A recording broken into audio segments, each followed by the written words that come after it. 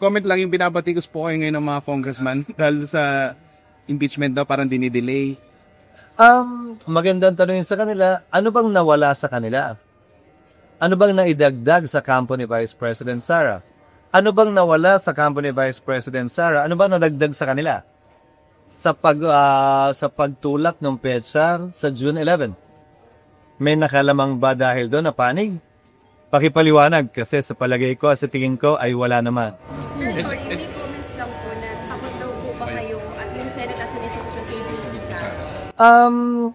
Pain naman yung tanong na yon. Ginagawa namin kung ano ang trabaho namin. Yung mga ganyang kuri ng komentaryo at pain, uulitin ko.